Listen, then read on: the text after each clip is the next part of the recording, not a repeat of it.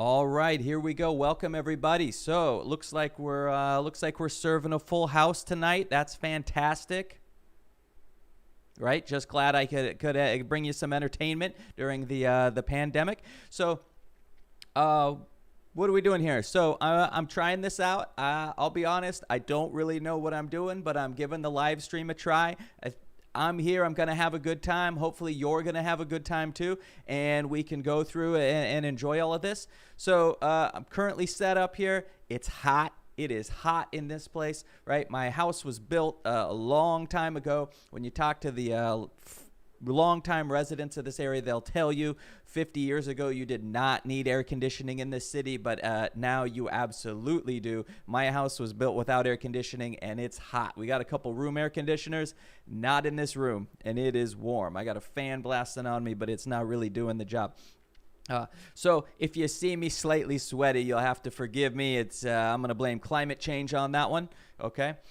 So I would like to say a little brag here. Would like to point out this week, first time, got my first video over 1,600 views. Feeling kind of good about that. That was fun. It was kind of adventurous for a day. Just glad I can bring progressive news, get people pumped up about stuff. So if you haven't had a chance yet, go check out that video, right? It was the biggest video yet. Hoping to have a bunch more of those. So we'll see what we can do about that, okay? And as you can see, the new logo's in. So I had 2 done on Fiverr. This was the one I went with. The other one was really good too, but when they originally sent it to me, it was red and it was in kind of like the font was kind of like Eastern Bloc looking, and it really came off very Russian. And so I kind of told them, look, I can't have a Russian looking logo. Is there anything we could do about it? And I asked if he could make it blue. And actually the logo he came back with is, or he or she, I don't actually know. The logo they came back with was brilliant. I love it, but it looks like something a police department would have, like a cool police department. If there was such a thing, this is the logo they would have. And I was like, okay, this guy fulfilled the job that I asked him to do, but I cannot use a logo that looks like a police department. So I went with this one, which I think is awesome. So you might be seeing that around. So let's dive into things here. Let's jump into it.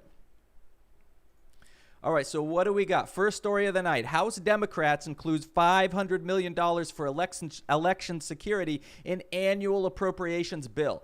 So what's going on here, the Democrats are finally wising up and going, oh, if we're just nice to the conservatives, they're not going to do anything for us. They only give when they're forced to. And so with the bailouts that went through, the Democrats basically missed the boat because the Republicans got everything they wanted, saying, oh, Democrats, don't worry, we'll get to your stuff later. And then when it got to that point, McConnell and the others said, no, I think we're good. We don't need anything else. So the Democrats are finally starting to try to put their foot down and saying, we're going to demand something. So $500 million for election security. So here's what's going on. Basically, the bulk of this money is supposed to go to, where are we? Oh, I lost my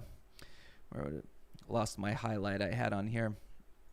So the bill, which will be debated by the subcommittee Wednesday, specifies that states may only use the election security funds to replace direct recording electronic voting equipment with voting systems that use some form of paper ballots. So basically what this is undoing this idea of having basically a computer sitting there. You hit a button and then it just counts it, and then later there's some kind of total count. Now that's really convenient, and it's actually from a computer science standpoint, it's really cool that you can do that. From an election security standpoint, it's terrible, because how do you do a recount? You just say, okay, tell me those numbers again, and there's your recount. There's no actual accountability. There's no legitimacy, and it really sets up things for either just a big mistake or even worse, which, let's face it, in these times is probably the more likely situation, which is that somebody's going to cheat.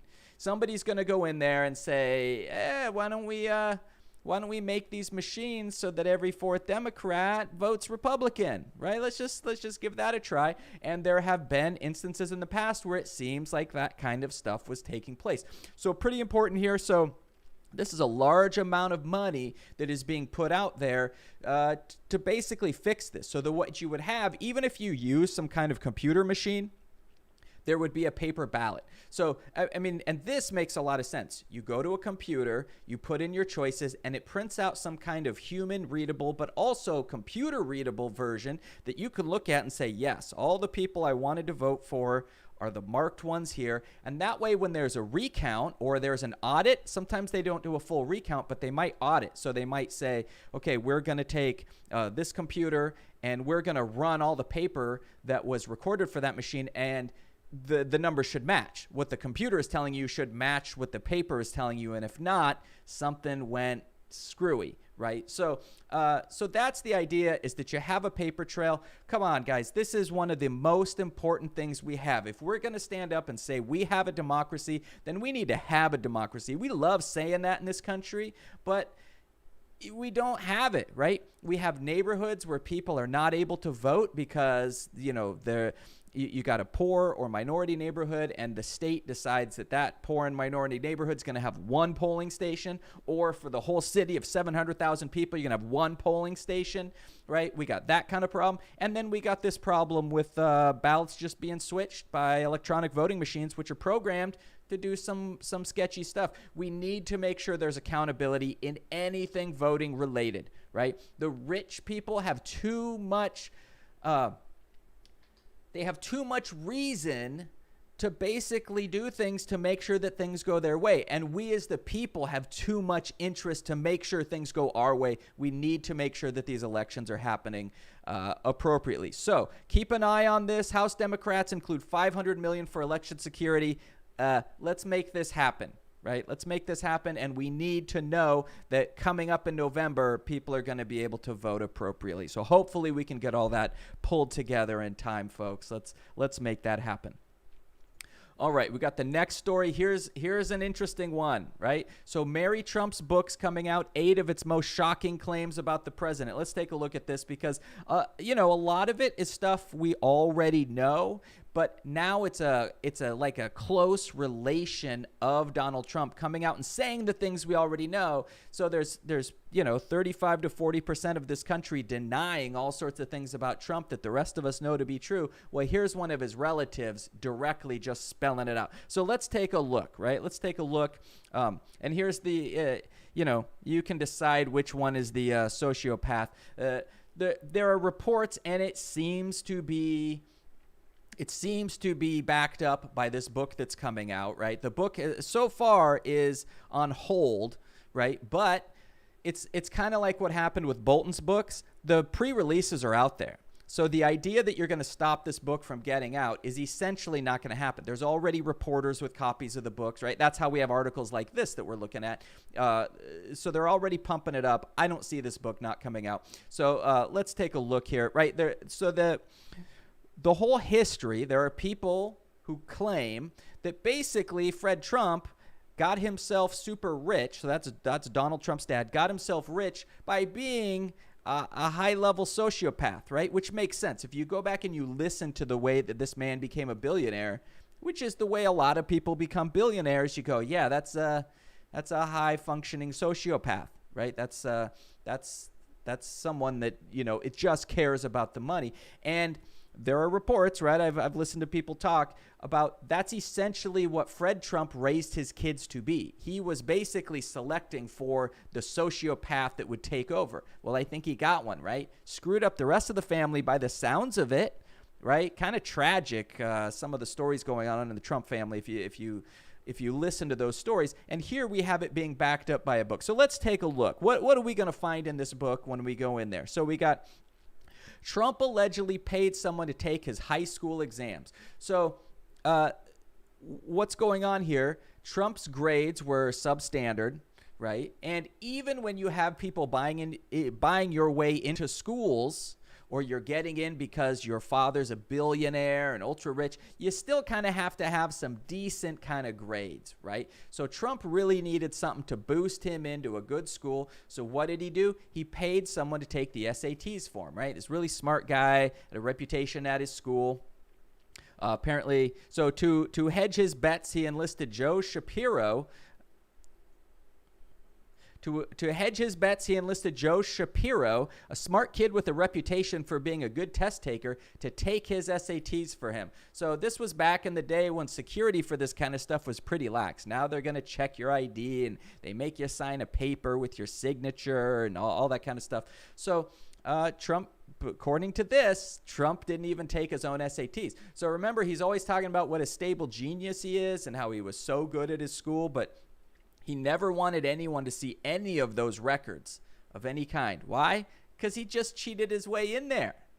The whole thing, he just cheated his way in. It's ridiculous, right? So this is not a surprise, but it's an interesting story. It's an interesting story. What else do we got here? So Trump praised his own niece's breasts. Okay, so that's just weird. So that's she's talking about her own experience when she was a kid, and Trump was standing next to his wife, which does that make it better or worse? Who knows? It sounds like he was just trying to have that like gross guy persona where, you're just hitting on all the girls and stuff, except his wife was with him and they were maybe flirting about it or something. It's weird. But in this case, yeah, Trump was talking to his own niece and made comments about her breasts. In fact, was praising her for them, which is totally bizarre. But really, this is nothing. We're talking about a man who on numerous occasions, when asked about his relationship with his daughter and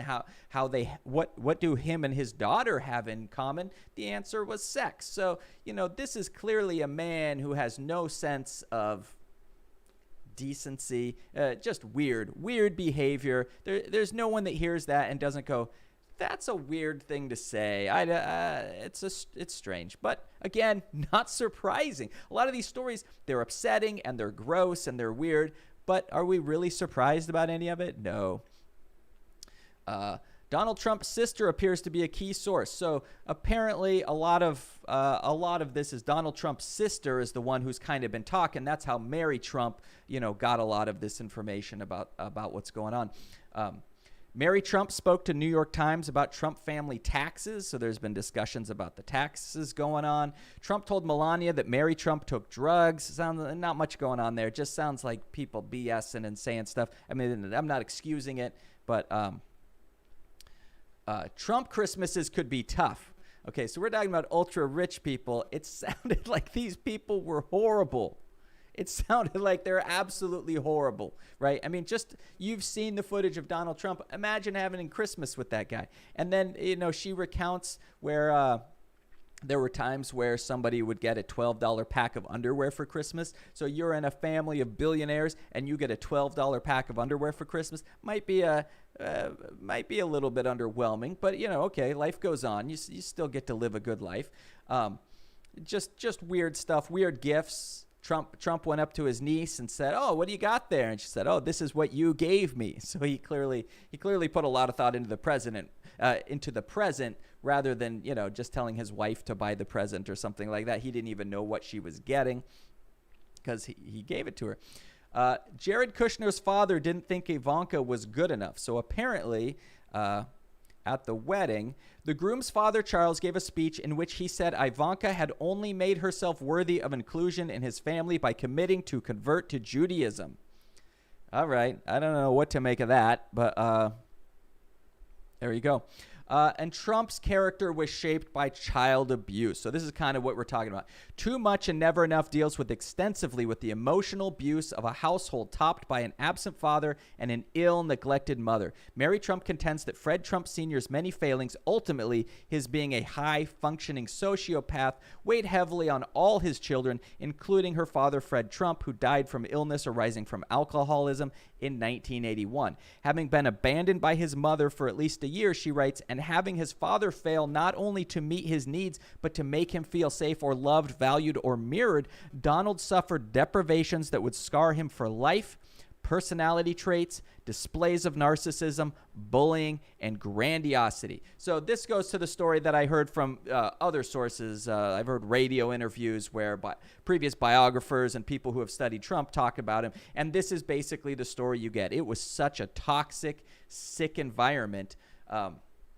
that, trying to grow up in that environment, it just warps everything, right? And you don't end up you don't end up normal, right? Okay, so that's our second story. So looking forward to that book. We'll see what comes out. Curious to hear what goes on and take a closer look at things, right? I don't think we're going to get a whole lot we didn't already know, but it's sure going to be more evidence pointing towards what we do know. Okay, next story. Let's take a look. Trump and McConnell's overwhelmingly white male judicial appointments. Okay, so let's remind ourselves what's going on here. We already know situation where McConnell, a few years where Obama still had term left. He had years left in his term. McConnell just stopped appointing judges. So that's one Supreme Court justice, right, which has the numbers off. I'm still saying when there's a chance, we need to add 2 more judges because it takes 2 to make up for the one that was stolen, right? Because we would have had 1 more blue judge, 1 less red judge. You need 2 to make that go the other way. We need to stack that up and get 2 more in there to make up for the one that was lost, right? So Merrick Garland wasn't allowed a hearing, and for almost an entire year, almost 25% of that presidential term, McConnell just said, nope, not doing it. We're not filling that seat. Okay, so they didn't. But it was also done with the lower courts. All sorts of lower federal court judges, McConnell just stopped approving them, right? Totally unconstitutional. But that's the thing about this presidency is we have found lots, and really McConnell even before it, we have found lots of loopholes in the Constitution, lots of loopholes in the way our country works that need to be shored up if we want to have any kind of a functioning government. And one is you need to let the president appoint some judges, okay? At least give them hearings, and you have to have an honest shot at, maybe you don't like those judges, you got to let them come up for a hearing and you got to approve some. You can't just say, we're not approving any judges for the next 3 years. So anyways, there was this big vacuum of judges, like judgeships that needed to be filled. There was one Supreme Court judge position that needed to be filled, and hundreds of lower court judicial spots that needed to be filled. And so that's basically what's the Senate's been. They've only passed a few laws. The rest of the time, they're just cranking through judges, right? Most of them totally unqualified, right? So what happens is the rich and powerful, there's think tanks and Federalist Society and all this, they basically tell people, here's the judges you're going to appoint, and they're appointing a bunch of nutcases, right? People who, in a lot of cases, aren't qualified, right? They don't have anywhere near the experience you're supposed to have for these high-level judge positions, but that's not what matters. What matters is that they're conservative, and they'll make the right choices for the conservatives, and that's what we're looking at. So this was my favorite part. The racial message to the Trump administration. Let's blow this up a little here.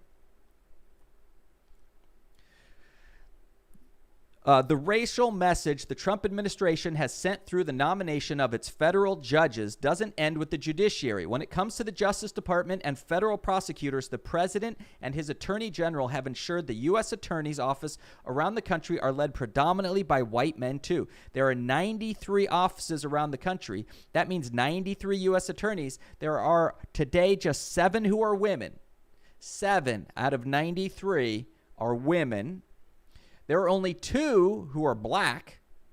This is no coincidence. It's an insult to qualified candidates who are women and people of color. So yeah, this is not an accident, right? I know there are still people holding out on whether Trump is a racist or not and going, I just don't know if he's a racist. I don't know. I know it seems like it is. Well, if every single day you're doing things that seem racist, you're probably a racist, right? If someone just one time does something that's a little questionable and you go, that was weird. Maybe the person had an off day. Maybe the person wasn't thinking. Maybe they didn't really understand the depths of a situation. We all make mistakes, right? Things happen. But this is so you go on and go, oh yeah, that person was off that day or whatever. And then every other day they show you that they're being a great person. And by racist, I don't mean things that are blatantly racist. I'm talking about just the kind of things that you stop and go, wait a minute, is that what I think it is?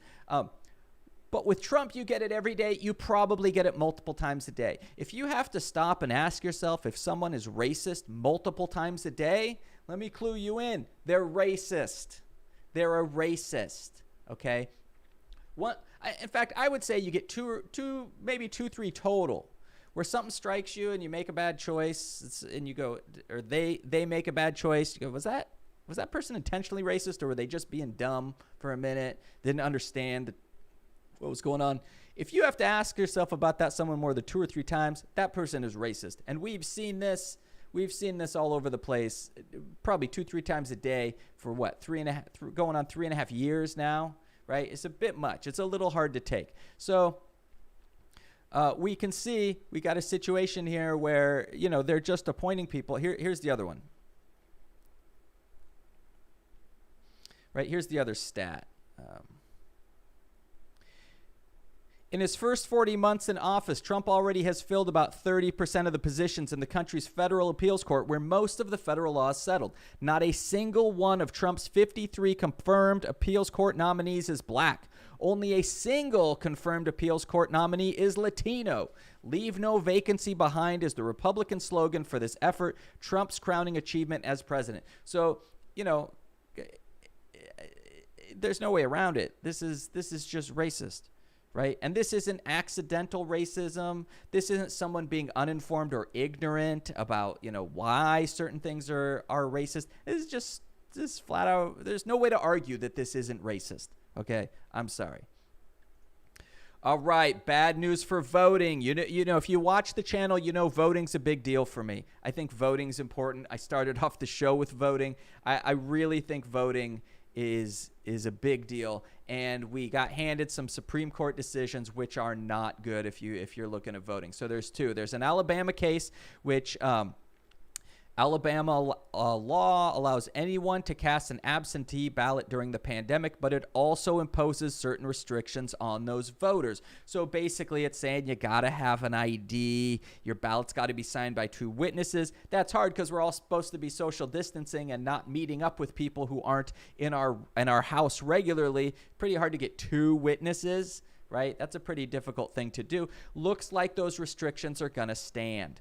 Okay, at least for the time being. Some of these cases will be taken up later, but it's going to be after November, right? Because this kind of stuff moves slowly. So that's not good. Alabama is going to be able to keep a lot of people from voting because people are going to have to decide, do I risk my life or do I go exercise my democratic right to vote and vote, right? So the Texas case, even a little bit worse. So Texas law permits voters over the age of 65 to request absentee ballots without difficulty.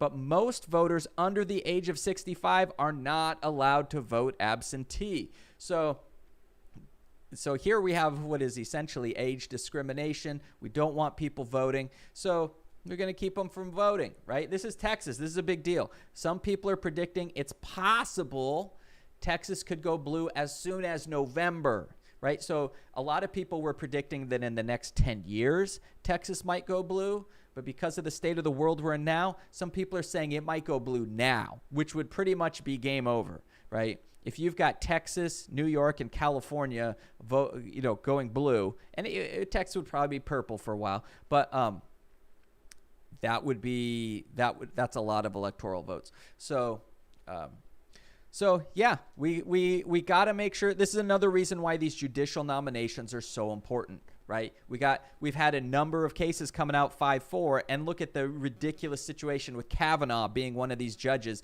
What we're seeing with Kavanaugh on the bench is everything we knew ahead of time, right? I remember talking to people when Trump got elected and saying, look, this man is not, all he knows is crime. He's not going to be able, even if he wanted to, he couldn't be president and not commit crimes. And people were like, what are you talking about? And of course, those of us paying attention, we knew Trump was going to be committing crimes. It's the same thing with Kavanaugh. We all knew what kind of person Kavanaugh was. We saw it. We saw the true Kavanaugh in the hearings. We saw what was going on, and now we're getting it, right? So we see these decisions coming down 5-4, and it's not a good situation. Hey, welcome viewer. Looks like we got somebody watching there. Great. Feel free to make some messages or just be welcome. Sit back and relax while I go through and talk about the news of the evening. So welcome. All right, so this is one I like. This one caught my eye. Had to go over this. So guy catches tear gas canister midair and throws it back. So let's take a look here. Look at this. Look at this guy. Look at that. So apparently there's no sports going on right now, right? This somebody signed this guy. Somebody get this guy a contract. It looks like he's pretty well coordinated. Look at him catch this thing, turn, chuck it right back where it came from. Send that thing home. Send it right back. Boom, boom, right back there. Good on you. Look at you. That guy's got a rocket. Boom. All right. Good job. Good job. All right. So now Biden's coming out with plans. Some people like it. Some people don't like it. What are we going to do with Biden? No one's happy with Biden. The Republicans don't like Biden. The progressives don't like Biden. I guess there's a small margin in the middle who may actually feel good about Biden. The rest of us are just voting to try to keep the world from falling apart. So here we go. Biden's marijuana plan is out of step with public opinion. So what's happening is more and more states here are legalizing marijuana. So 3 of the states I've lived in, so California, Colorado, Washington, they all went legal with it. And more states have these on the ballot coming up in November, right? It's becoming a bigger and bigger thing. And of course, Biden is still walking the middle of the road. Nothing really changes. If anything's going to change, it's tiny little changes here and there. There's discussion about changing the schedule. So it's now Schedule 1, which means it's a much more serious offense. And 5-10 years ago, there was talk about bumping it down. So it was at a lower level. It would have less it would be sort of less criminal, not as big of a crime, sort of the difference between like a misdemeanor and felony, right? You'd rather be convicted of a misdemeanor than a felony. So it's kind of like that. They have the different schedules, so they bump it down. But that's not really what people want anymore. I mean, states are straight up legalizing this. They don't want it to be still a federal crime. What people want is to remove it as a federal crime, right? People should not be going to prison over this. One of the things that keeps the cartels going is the fact that it's illegal in this country, right? So there's a lot of good that could be done in the world between weakening the cartels and a lot of the work they do with marijuana, and then just not having people go to prison over something as dumb as marijuana, right? You've got all these people caught with just reasonable amounts of marijuana, and they end up doing prison time. That's ridiculous. That needs to end. So once again, Biden is showing he's not really, I don't know that he's great for anybody. I guess, like I say, there's that probably that group in the middle that actually really, really likes him. But for a lot of people, not so much. All right, here's one. This one just kind of got me upset. So here we've got Roger Stone. Roger Stone, who was commuted yesterday. Okay. Roger Stone commuted yesterday. So someone tweeted out this picture. Here's Roger Stone with the white supremacy group Proud Boys. This is who Trump protects. You all know that is a white power symbol, right? So few things going on here that just totally bug me. One, the fact that this man is out walking around free is very upsetting to me. If you read the Mueller report, you know Roger Stone is in all likelihood the guy who was behind the scenes coordinating things between Russia and Trump. We don't know that for sure because we weren't able to conduct a proper investigation, right? So, but then Roger Stone ended up lying about it to Congress. A couple other things he did. He interfered with some court proceedings and stuff. But one of the things that he did was lying to Congress. He was convicted of that. Well, Trump thinks he should be walking around free. So here we go. Here he is walking around free, not going to prison. Now, I don't know if these are actually Proud Boys. The person is claiming that it is. I don't have any reason to doubt that these are the Proud Boys. And they are apparently flashing the white power symbol, which kind of is upsetting because, you know, when I was growing up, that was just the symbol that meant okay. If you were somewhere and someone couldn't see you and you had to give them the sign things were okay, you'd give them the okay sign. Now it's the white power sign, which is kind of annoying because sometimes I make that sign not on purpose, right? And sometimes when I'm teaching, my hands are flying all over the place. I'm not thinking about it. And sometimes when I'm recording, and I'll accidentally make that sign. Nothing about it is white power when I'm doing it, right? Just for the record, right? When my hands make that symbol, I move my hands around a lot. My hands and fingers are all over the place. I totally do not, for the record, I do not condone any of this kind of behavior. Anything white supremacy related, I'm against it. Okay, so here's Roger Stone free out there doing his hateful stuff. It's just so annoying when someone so evil totally gets away with it. Totally getting away with it We know he's guilty. He was found guilty, right? And here he is. It all worked. It all worked, and it's disgusting. Okay, here's a good one. So we got publicly embarrass your mayor challenge 2020. Louisville picks up early wins. So let's see what's going on here. Difficult times, just like 2,000 other cities in the country right now. So to ignore that obviously would be blind to reality, but not to celebrate our successes and celebrate our people would also be an injustice as well. So when you think about what we're trying to do here in the city and what we're trying to do to the country, there's really nothing more fundamental than people having a stable, affordable home.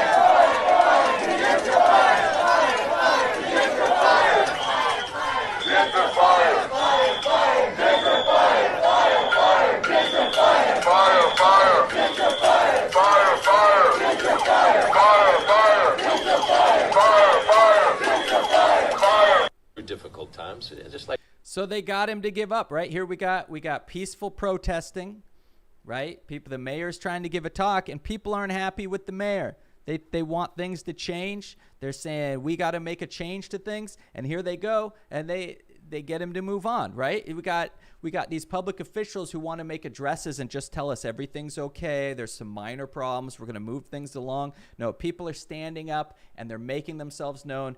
Good for you, right? Good on you. All right, what else we got here? So here we go. From anti-vax to anti-mask, school districts brace for parent resistance. This is going to be a disaster. This thing about going back to schools is going to be an absolute mess. I can let you know because I'm in education. I got family members in education, and this is a mess. School districts don't even know how they're going to handle it. They're trying to figure out how the state wants them to handle it, and then they can make their own decisions. And we have what was the anti-vax situation has now become anti-mask. People are going to send their kids to school with no mask, which boggles my mind, right? You're going to put your kids in a situation like this? How are you going to do that, right?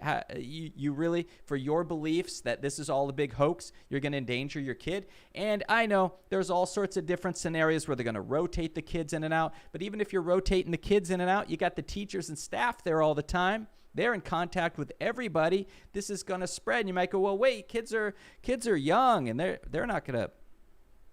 The kids are young, and they're not going to catch it. Well, first of all, kids are catching it. There are young people dying from this. So do as many young people die from it as old? No, not at all. But there are young people dying from this, so don't fool yourself about that.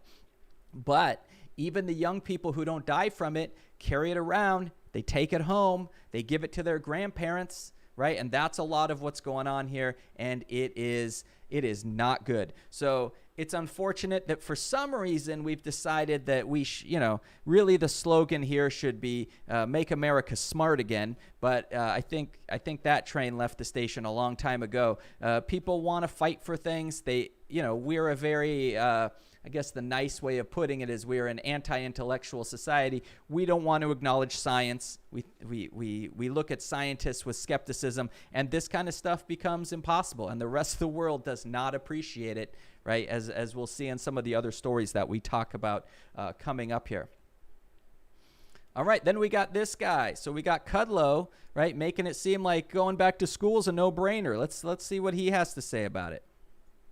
I don't see why they just can't reopen with safety guidelines, which are very important. I get that. They have to wear masks or face covers or, personal hygiene, distancing, and lots of testing, which is all available. This is our mantra of guidelines.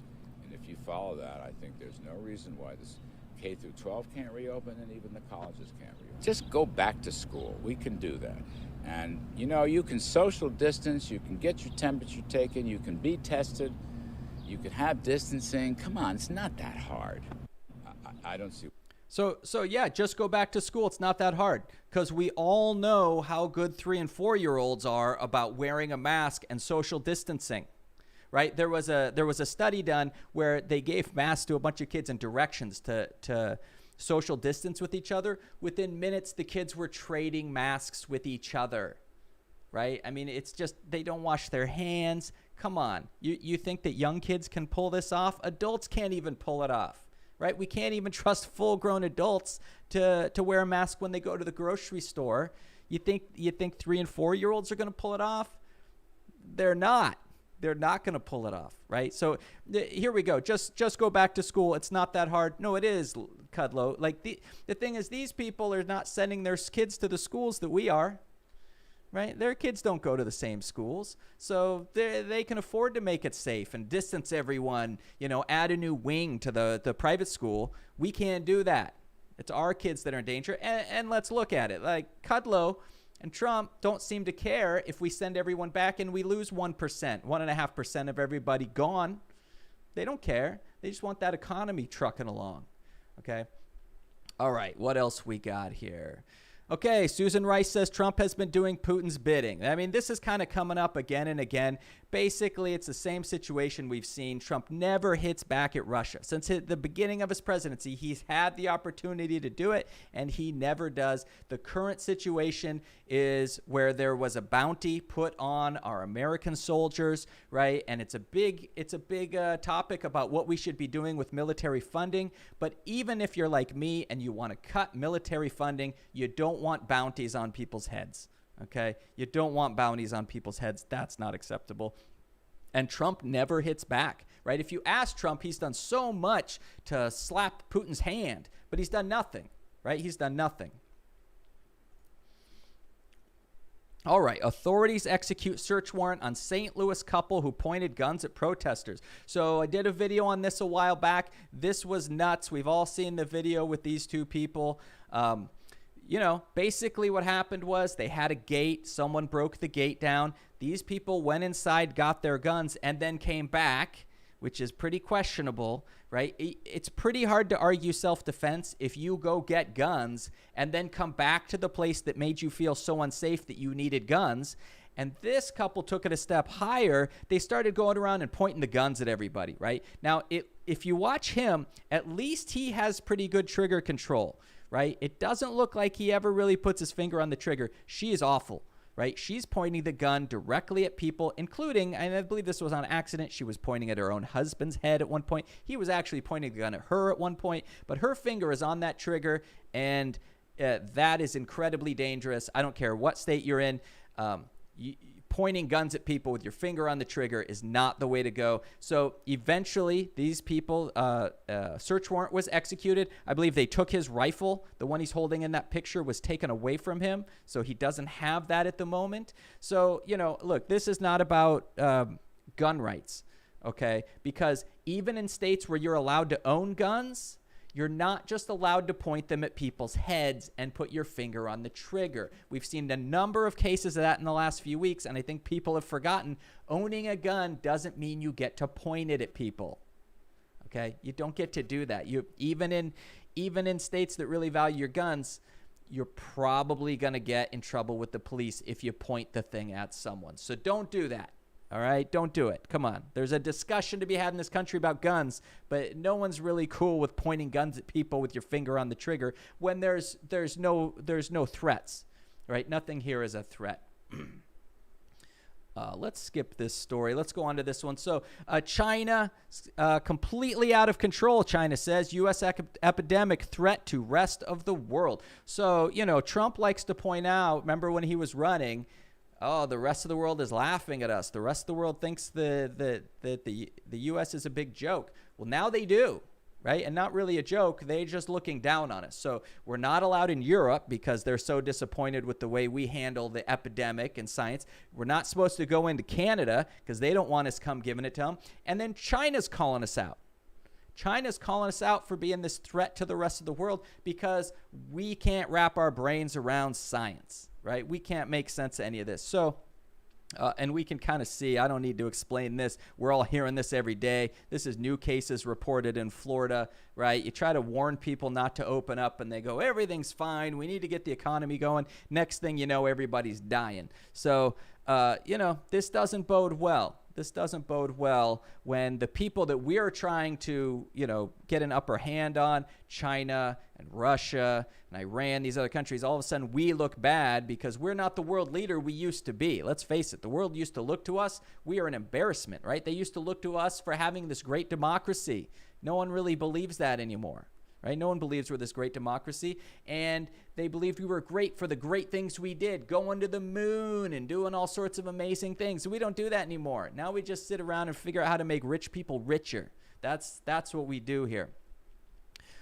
Okay, so before I bring us down too much. Okay, Europe portrays both America and Iran as rogue states at the UN. So remember, we had this deal with Iran about them. We basically made a deal with them, and Europe signed on about making sure they weren't going to get nuclear weapons. So then what happened was Trump said, we're backing out of that deal. Even though we were a major part of putting that together, it was part of the attempt to undo anything that Obama ever did, right? So anything that even remotely is Obama had to be undone. That's part of what Trump wants to do. Well, the problem is we're creating a more unstable situation, kind of like when we rushed into Iraq and started military actions over there. We largely ended up destabilizing that area, right? Well, this is what we've done here with this action. We've destabilized the Iran situation. At least things were under control. They were seemingly following the rules, more or less following the rules. But now it's just open-ended. We walked away from the deal that we created. It doesn't make it look good when you create a deal and then you walk away from it. How are people supposed to trust you going forward? They're not going to. And Europe is kind of tired of our garbage, right? They're tired of our nonsense trying to do this. So, it doesn't look good. And both of these situations, the world looks down on us for both of these situations. And these are situations totally created by Trump, right? Trump could have handled the epidemic better, and we wouldn't be seen as a joke to the rest of the world. And here with the Iran situation, totally avoidable. There was really no reason to go this route. Trump stepped up and decided to make this decision. He's got to own them both, and they both are making our country look bad. Okay. All right, Trump's sister thought his blatant racism would stop him from becoming president, book says. So we talked about this book a little bit earlier. Here it is, right from his sister, right? I still hear it all the time where people are saying, hey, I don't know. People are saying, I don't know if he's still racist. I don't know. I mean, he does this stuff. It's like we said earlier, we gotta call out the racism when we see it, right? Like, here we go. His own sister thought he was so racist that would keep him from becoming president. And there's still people walking around. Thinking that he's not racist at all, right? It's a bit much. So what do we got here? Dallas megachurch that hosted Pence approved for millions in coronavirus aid. So basically, the church let Pence come in, give a big speech. They hosted him, did all that, and then they ended up getting between $2 and $5 million in coronavirus aid. And this is the kind of stuff that just doesn't look good. We can argue about whether an entity that doesn't pay taxes should really be getting this kind of bailout. You go, what about the employees? Yeah, I think the employees should have gotten bailed out. I don't know if they should have. I don't know if the whole church needed to be bailed out for $2 to $5 million. Seems like with $2 million, that's a lot of employees that we could have kept working for quite a while. But anyways, that's the story. All right, so here's a Mother Jones story coming out. Trump has $500 million in loans coming due. They may be his biggest conflict of interest yet. So what's going on here is he's going to have.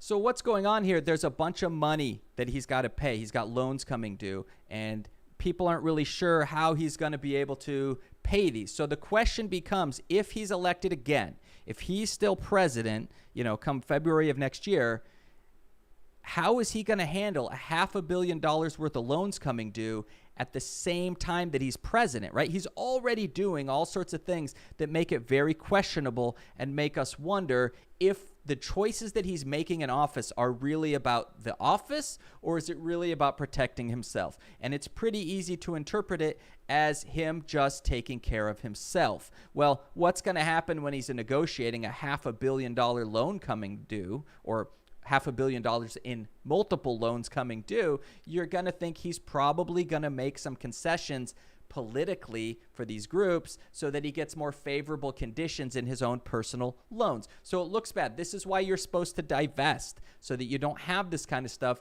Trump has refused to do that, and apparently we've decided as a country that that's okay because here he is doing it. And, you know, I think the probability of Trump getting reelected is low, but I thought it was low that he would get elected the first time. But we definitely are going to have a problem with this conflict of interest if he is trying to negotiate. These are personally for him. These aren't like Trump businesses. Some of what he could lose is his own personal stuff. These loans are backed by him, not necessarily the company, which means it can be super, super suspicious about how this all goes down, and it's going to be ugly, right? If we end up going through this, people like me are going to have as much as we want to just talk about and say how bad this looks, right? Which is why your president should divest from their personal financial interests when they go into office, so that there's not even the appearance of bad things going on. Okay. All right. What do we got here? Which one was this one? Oh, Bombshell Report says Trump ordered CIA to share counterterrorism intel with Russia despite no discernible reward. So we talked about this a little bit earlier. We got a situation where Trump always seems to be helping Russia, right? He seems like he's helping them basically win, right? And he says, no, I've been the hardest president on Russia that there's ever been. Yeah, no, not at all. Has he done a couple of things, like with the sanctions and stuff? Sure, he did a couple of things, but, you know, of course, he can't just do absolutely nothing. He's got to make it look like he's doing a little bit of something, but Putin has gotten away with incredible amounts of stuff since coming into office, and Trump, you know, let's face it, you look at the history, Trump is just Putin's lackey the whole time. This was my favorite line of the whole thing. There was a consistent push for counterterrorism cooperation with Moscow coming from the White House, despite near universal belief with the IC that this effort would be one-sided and end up being a waste of time and energy, a former CIA senior intelligence service official said. As we anticipated, however, it was a Sisyphean, I said this right earlier, Sisyphean task. We ended up only giving information and not receiving anything worthwhile. I cannot think of anything of value that the Russians provided us that saved us any lives or was worth even the time it took to pick up the phone to set up the meetings. They were so disappointed in what they got out of this. It was so one-sided.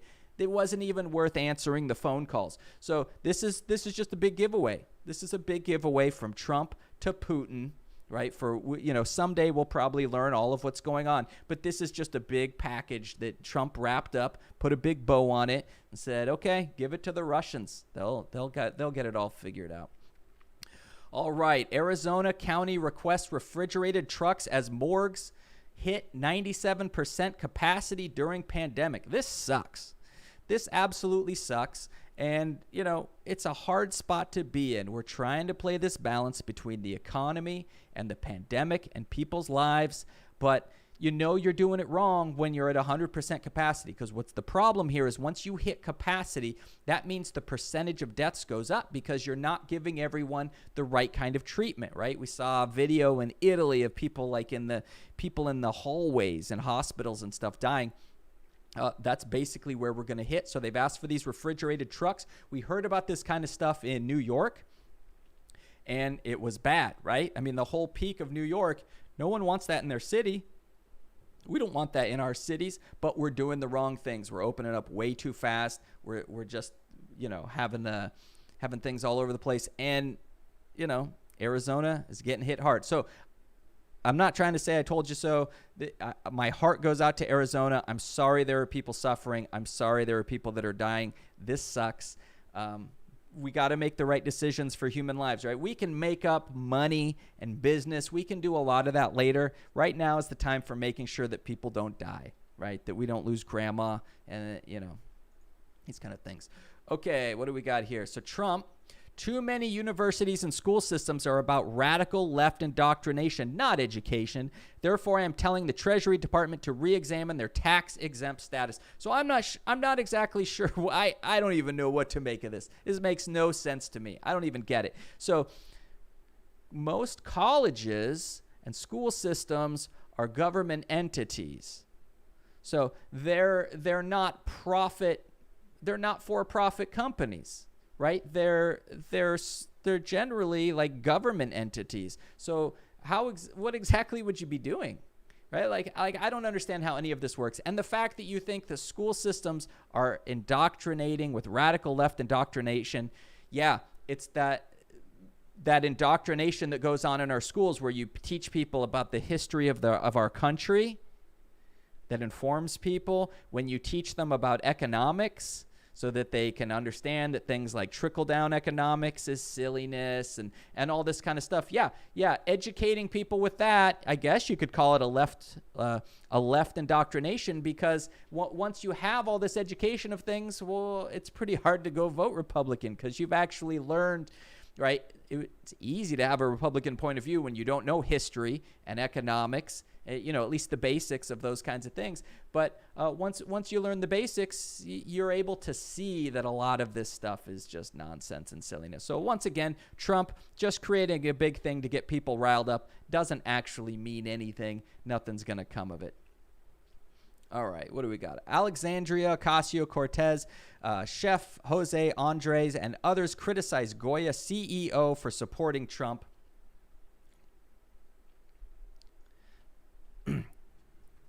So basically, we had the CEO of Goya comes out and says basically that Trump's the greatest thing ever. So now a lot of people it's like a whole, like beans have been politicized, right? We're literally politicizing beans. So right here is where he goes, and he's the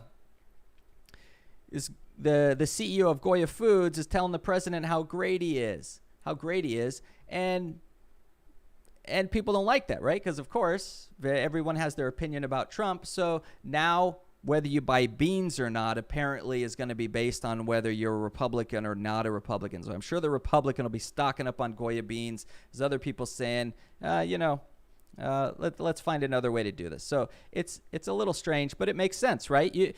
One of the things you got to do is vote with your dollar, right? If there's a company that you think doesn't operate in an ethical way, then you don't buy that product, right? And when it comes to something like beans, there's other bean manufacturers out there that we can go to. All right. So here's one I liked, right? So continuing on Goya. So Ted Cruz decided to make his statement about it.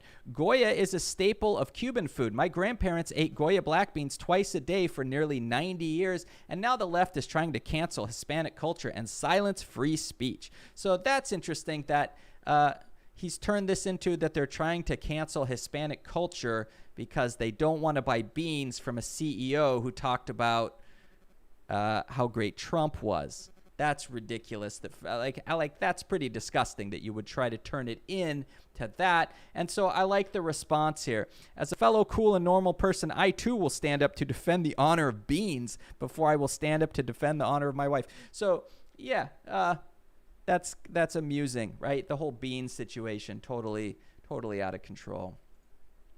All right, more Donald Trump just being confused about the world and how things work. So first of all, he starts off, mail-in ballot fraud found in many elections. People are just now seeing how bad, dishonest, and slow it is. Election results could be delayed for months. No more big election night answers. 1% not even counted in 2016. Ridiculous. Just a formula for rigging an election. And then moments later, absentee ballots are fine because you have to go through a precise process to get your voting privilege. Not so with mail-ins, rigged election, 20% fraudulent ballots. He's just making up stuff there at the end. The thing is, it really, in most cases, the absentee ballots and mail-in ballots, they're just different terms for the same thing, right? different terms for the same thing. So he's, it's kind of like when people talk about Obamacare versus the Affordable Care Act, and they don't realize they're talking about the same thing.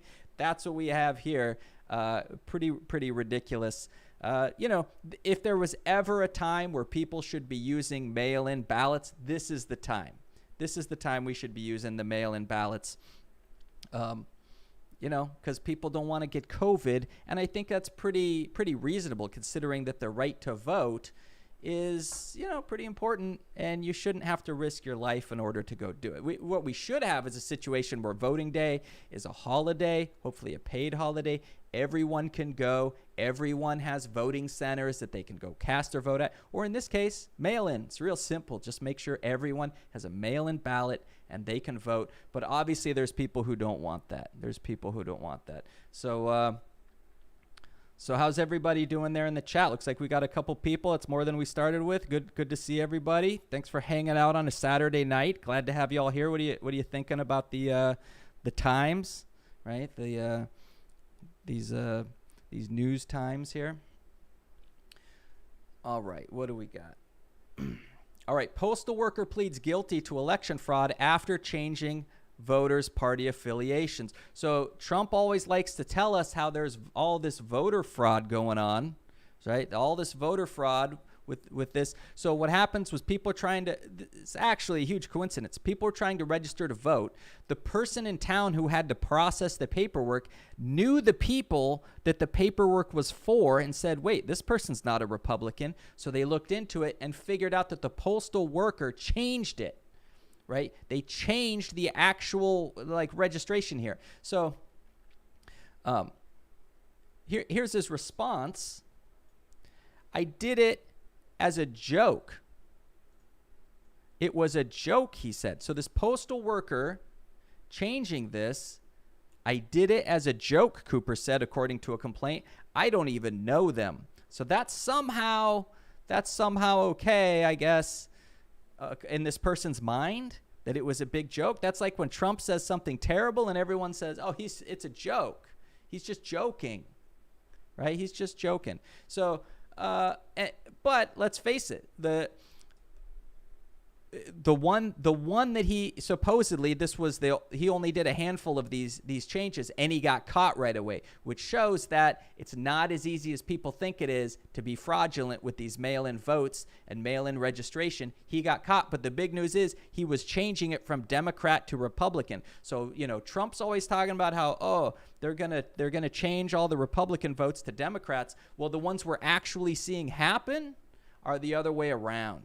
Right, and we've seen this in the past. A few months ago, we saw there were places where this voter fraud was going on, and it wasn't Democrats it wasn't Democrats doing the cheating. It was the other way around. So let's keep that in mind, and let's remember that. Okay. All right, we're getting down there. U.S. Catholic Church may be the largest recipient of federal coronavirus aid with as much as $3.5 billion, an AP analyst says. That is a lot of money to give to, by all accounts, the Catholic Church is already drowning in money, right? Just look at the Vatican. That place wasn't cheap, right? They got a lot going on. And now the taxpayers, who many are out of work and can't even make their own ends meet, we're giving $3.5 billion to an entity which is already largely rich. Is this really the right way to treat people? I don't know. That's a little disconcerting, okay?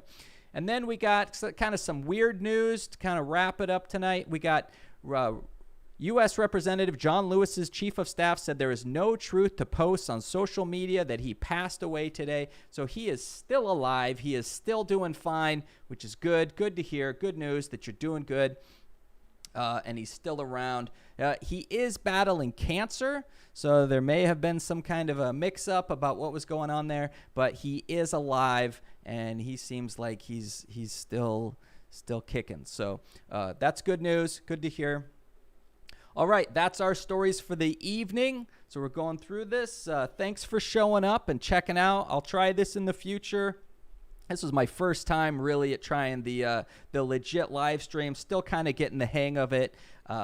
Thanks for hanging out and watching. Feel free to ask me any kind of questions in the chat or anything that you got. Otherwise, thanks for checking out the live stream, and we'll probably try this again next weekend. Hope you show up, and we'll see everybody later.